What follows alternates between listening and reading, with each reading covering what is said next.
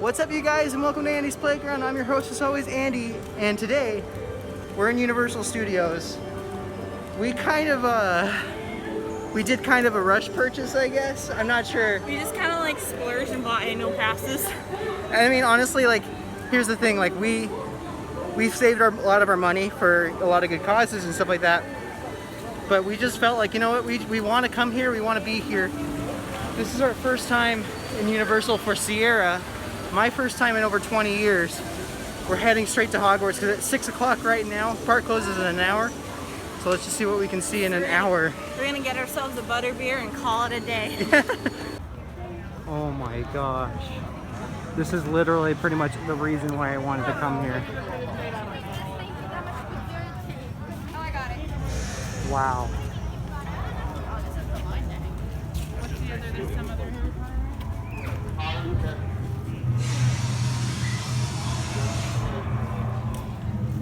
Look.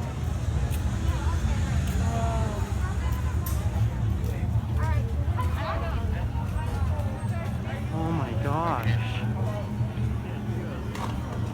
No, no.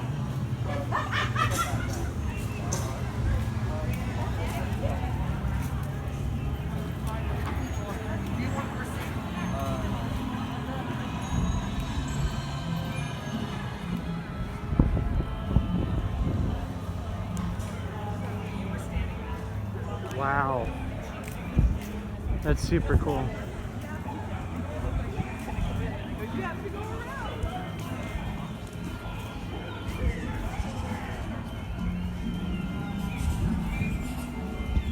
All these little shops and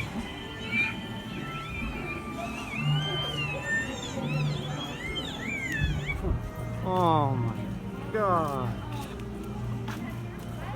That is incredible.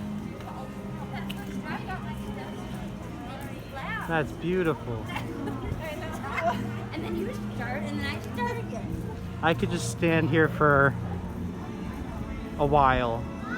You know when you like visit a different country and you look at it and you're just like, is this even real? That's super cool. That's worth it right there. Holy cow. So, music's really loud in here, but we're about to go ride the Forbidden Journey. I've never ridden this one, obviously. I've always wanted to. We have absolutely no idea what it's like. So, for better or for worse, it's gonna be fun. So first off, what did you think of the Forbidden Journey? It was really cool. I wasn't expecting any of that really, but it was like, if I was compared to like Disney terms, it was kind of like Flight of Passage mixed with like real life animatronics. Yeah. And set pieces. yeah, and set pieces. So it not only felt like, you know, you were watching it from a screen and you didn't need 3D glasses, but then you were actually like next to the prop, which actually creeped me out a little bit because I was not expecting that. Yeah, no. But it was really cool. I thought it was awesome. It was fun going in blind, I will say that. Like, I think it was that was a great experience overall. It was scary at some point. It was scary. It was legitimately scary. We got our butterbeer, so of course we gotta try it on the first time. So hopefully it tastes great. Hey guys, so we're back from Universal. As you guys can tell, there was a torrential rain. I think it was a bit of a tropical storm that was coming in there. So we wanted to kind of properly finish this video from home, just to kind of explain our brief feelings. Again, this was a very, very spur of the moment trip to Universal Studios. We literally had 1 hour in the park. It was the first day of opening to the public, and our first day back at Universal. Me in 20 years, her and never. First time.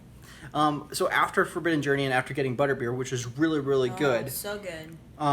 That was, so I don't typically drink soda, just because I just don't like the carbonation, but I loved butterbeer. I think it was the cream. It had to have been the cream. There was like a good thick layer of top cream. Yeah, it's super good. So even if you don't really like soda, just get it. But it's so filling. If we ever get one again, we'll just get one.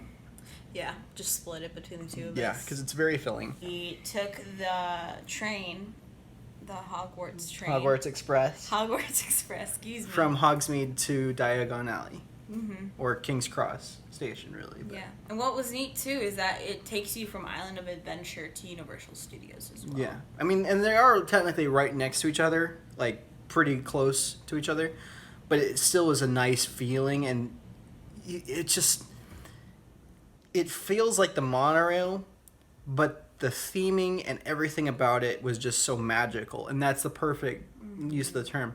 We then went to explore Diagon Alley. By that point, the park was closed, so we literally just walked around, and the team members were very, very just considerate and just letting us go kind of wherever. It was, again, pouring rain though, but we just really just wanted to see Diagon Alley just for our own sakes and just see it on ourselves.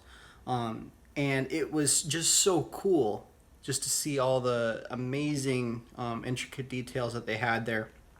But after that, we were just kind of done. It was just kept raining. We were in flip-flops and sandals.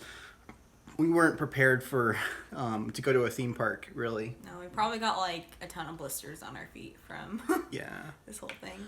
But it was so fun. And then on the way out, there were so many cool things to look at and see, and things we're really looking forward to checking out when we go back, maybe even tomorrow. And it was just so fun, but it was also so safe. Again, we were only there for an hour.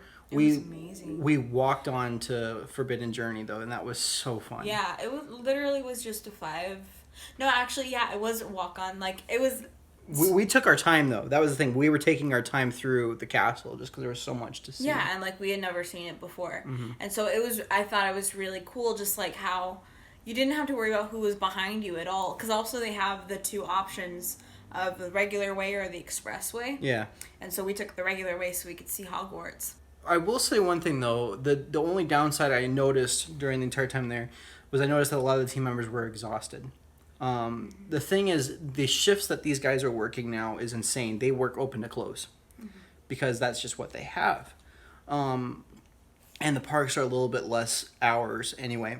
But it was just mind-blowing because we predicted this in one of the last videos when we were talking about in the playground about how cast members would probably be working from open to close.